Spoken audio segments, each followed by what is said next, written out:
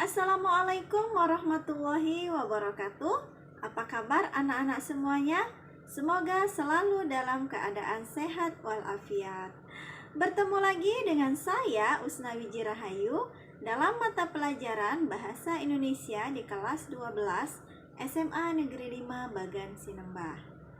Tidak terasa kita sudah memasuki semester genap tahun pelajaran 2020-2021. Dan kita masih melakukan proses pembelajaran ini dengan sistem pembelajaran jarak jauh.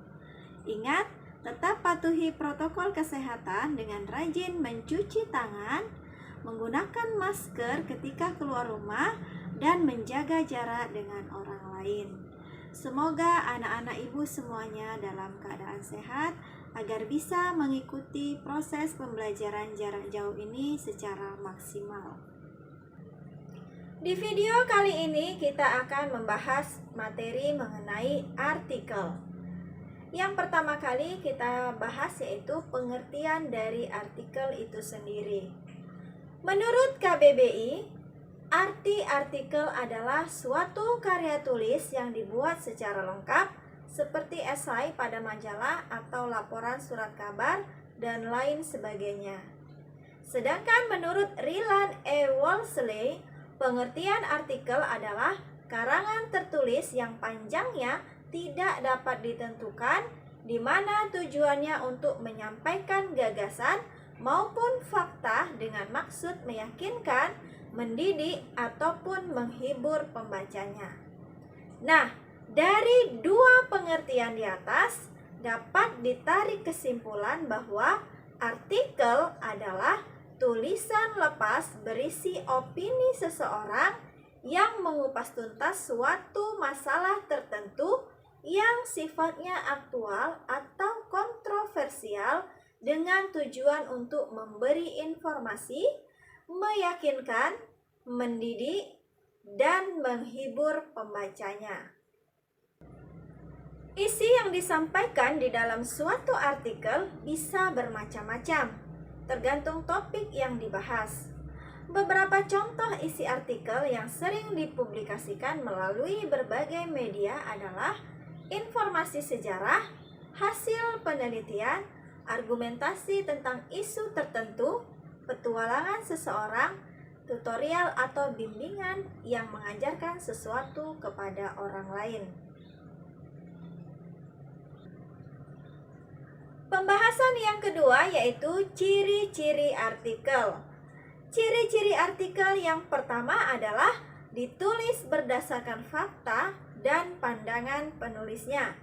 Yang kedua, mengandung gagasan aktual. Yang ketiga, mengandung unsur intelektualitas atau pengetahuan. Yang keempat, bukan merupakan hasil plagiat atau contekan tulisan dari orang lain. Yang kelima, mengungkap masalah dan pemecahannya. Yang keenam, topik yang dibahas menyangkut kepentingan publik. Dan yang ketujuh, menampilkan identitas atau nama penulis. Ciri-ciri di atas harus ada di dalam suatu artikel. Jika pemahaman mengenai ciri-ciri sebuah artikel sudah dipahami, selanjutnya kita akan membahas mengenai jenis-jenis artikel. Jenis-jenis artikel dibedakan menjadi dua. Yang pertama, jenis artikel berdasarkan isi, dan yang kedua berdasarkan sudut pandang penulisnya. Sekarang yang kita bahas berdasarkan isinya. Berdasarkan isinya, artikel dibagi menjadi 4 bagian. Yang pertama yaitu artikel praktis. Artikel praktis lebih bersifat petunjuk praktis tentang cara melakukan sesuatu. Misalnya, cara menginstal komputer, cara merawat ikan arowana, dan cara-cara lain yang dianggap praktis dan perlu. Artikel praktis lebih menekankan pada aspek ketelitian dan keterampilan daripada aspek pengamatan dan pengembangan pengetahuan.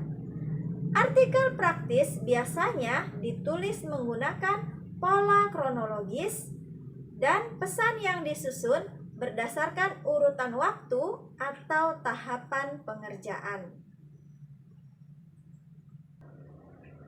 Yang kedua yaitu artikel ringan.